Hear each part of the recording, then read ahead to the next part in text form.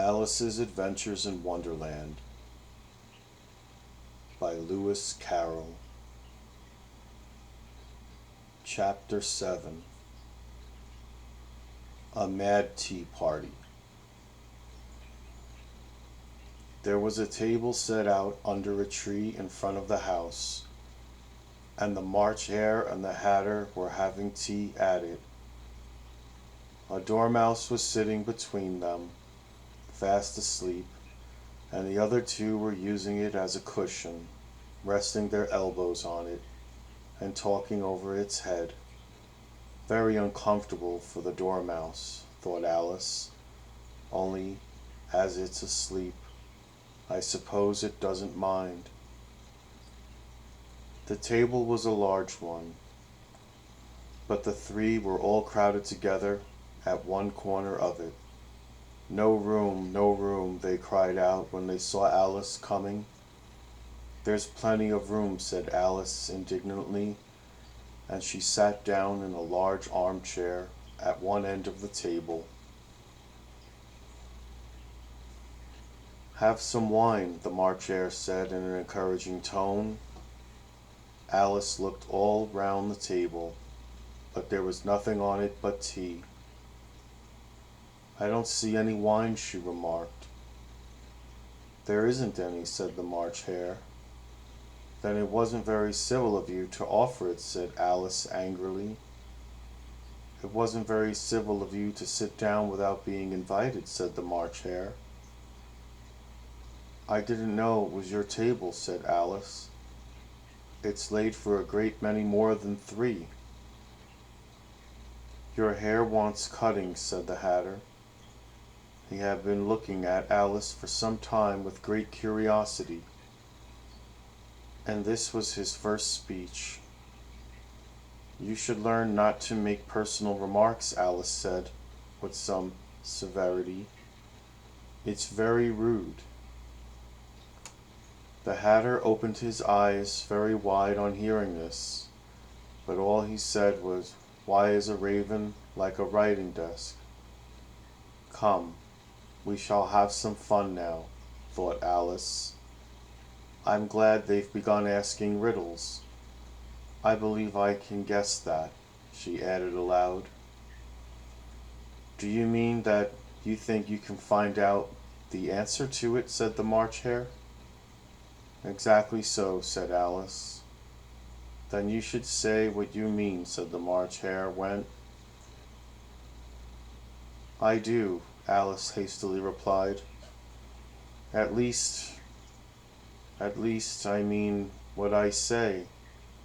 That's the same thing, you know. Not the same thing a bit, said the Hatter. Why, you might just as well say that I see what I eat is the same thing as I eat what I see.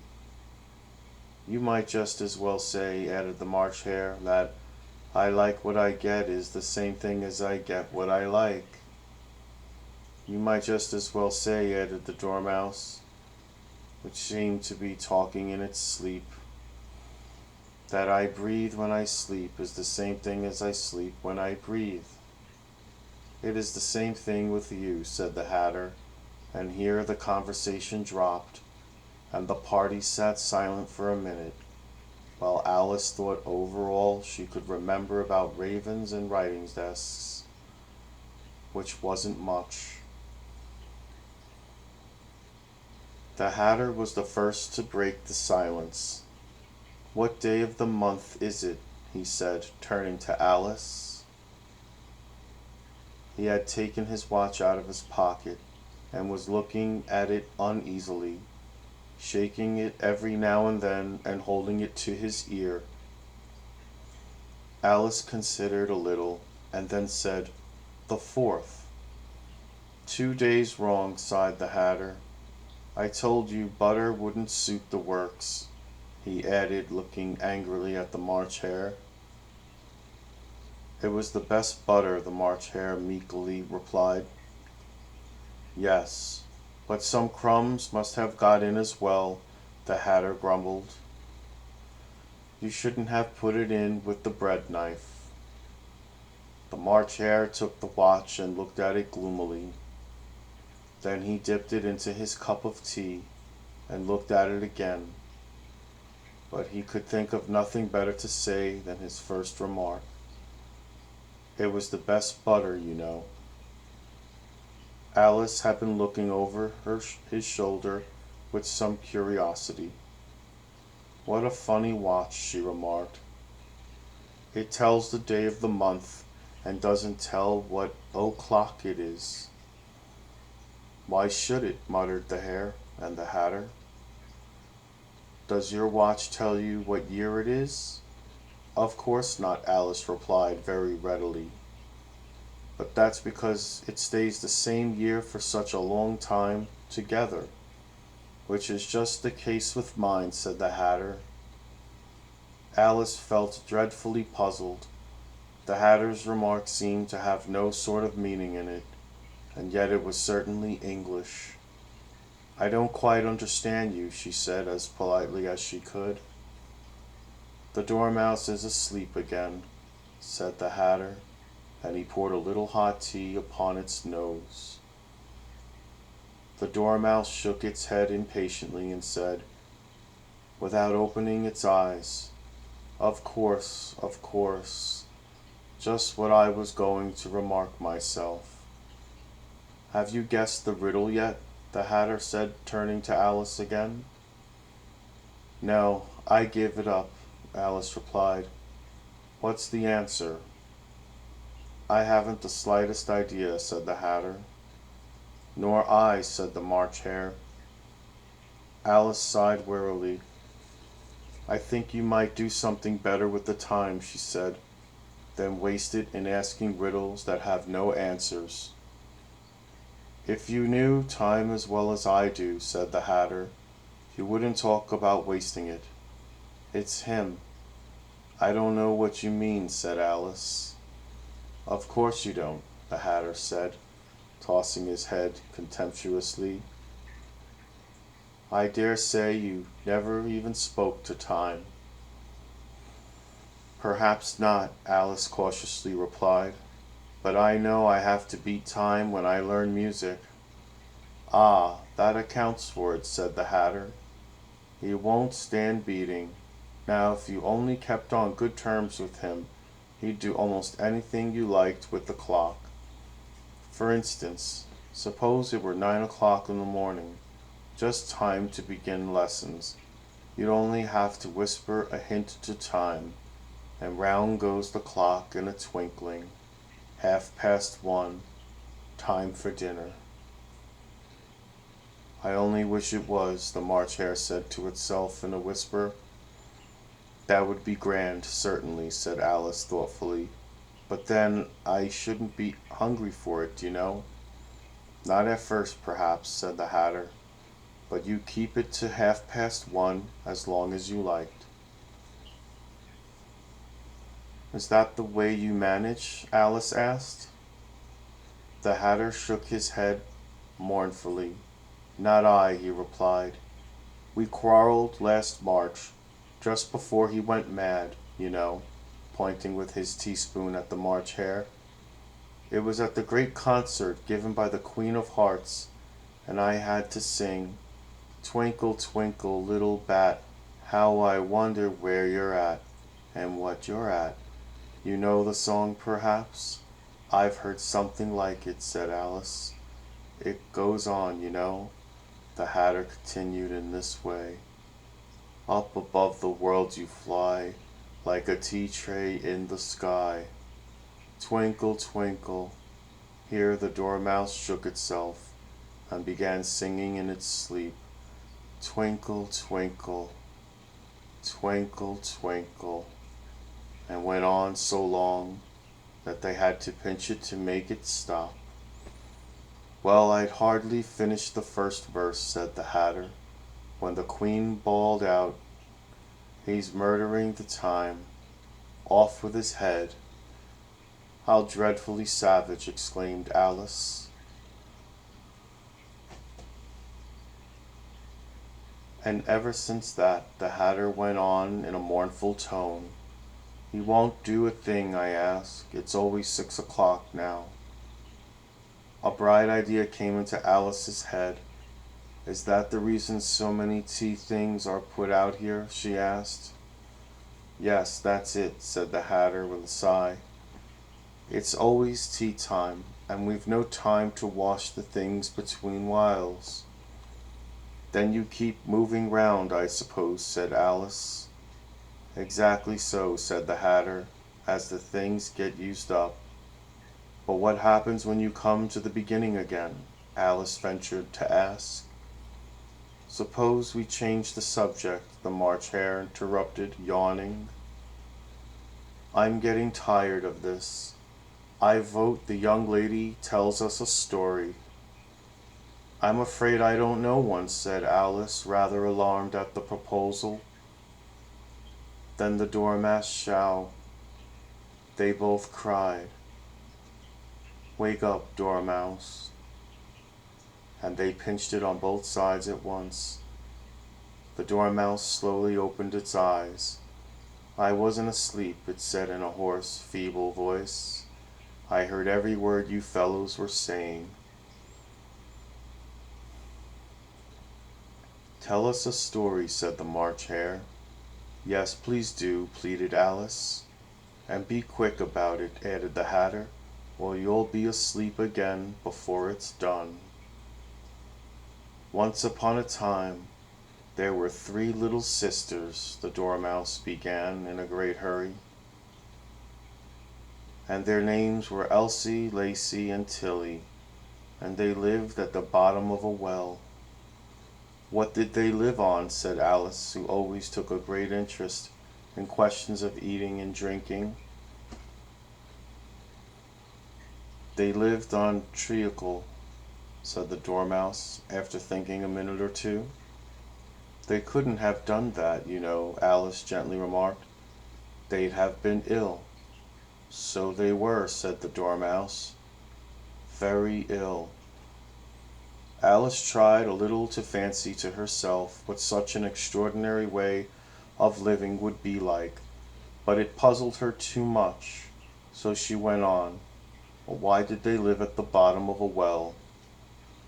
Take some more tea, the March Hare said to Alice very earnestly. I've had nothing yet, Alice replied in an offended tone, so I can't take more. You mean you can't take less, said the Hatter. It's very easy to take more than nothing. Nobody asked your opinion, said Alice. Who's making personal remarks now? The Hatter asked triumphantly. Alice did not quite know what to say to this, so she helped herself to some tea and bread and butter, and then turned to the Dormouse and repeated her question. Why did they live at the bottom of a well? The Dormouse again took a minute or two to think about it, and then said, It was a treacle well. There's no such thing, Alice was beginning very angrily, but the Hatter and the March Hare went, Shush, shush, and the Dormouse sulkily remarked, If you can't be civil, you'd better finish the story for yourself. No, please go on, Alice said very humbly. I won't interrupt again. I dare say there may be one. One indeed, said the Dormouse indignantly. However, he consented to go on, and so these 3 little sisters, they were learning to draw, you know. What did they draw? Said Alice, quite forgetting her promise. Treacle, said the Dormouse, without considering at all this time. I want a clean cup, interrupted the Hatter. Let's all move one place on. He moved on as he spoke, and the Dormouse followed him. The March Hare moved into the Dormouse's place, and Alice rather unwillingly took the place of the March Hare. The Hatter was the only one who got any advantage from the change, and Alice was a good deal worse off than before, as the March Hare had just upset the milk jug into his plate. Alice did not wish to offend the Dormouse again, so she began very cautiously. "But I don't understand. Where did they draw the treacle from?" "You can draw water out of a water well," said the Hatter, "so I should think you could draw treacle out of a treacle well." "Eh? Stupid?" "But they were in the well," Alice said to the Dormouse, not choosing to notice this last remark. "Of course they were," said the Dormouse, well in. This answer so confused poor Alice that she let the Dormouse go on for some time without interrupting it.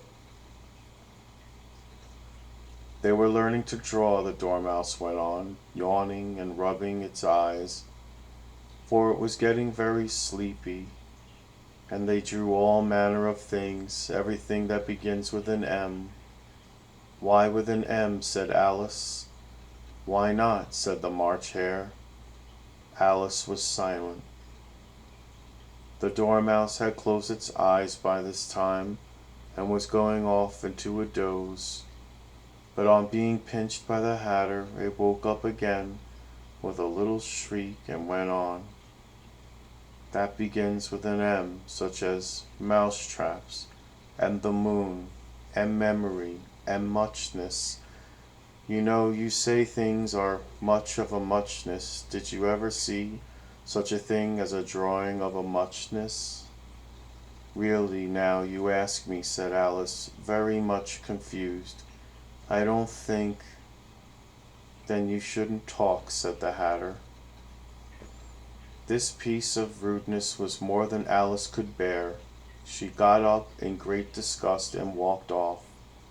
The Dormouse fell asleep instantly, and neither of the others took the least notice of her going, though she looked back once or twice, half hoping that they would call after her. The last time she saw them, they were trying to put the Dormouse into the teapot.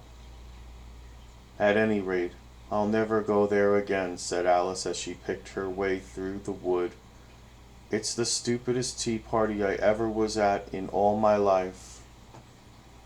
Just as she said this, she noticed that one of the trees had a door leading right into it. "That's very curious," she thought, "but everything's curious today. I think I may as well go into at once." And in she went. Once more she found herself in the long hall, and close to the little glass table. "Now I'll manage better this time," she said to herself, and began by taking the little golden key and unlocking the door that led into the garden.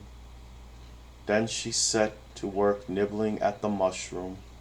She had kept a piece of it in her pocket till she was about a foot high.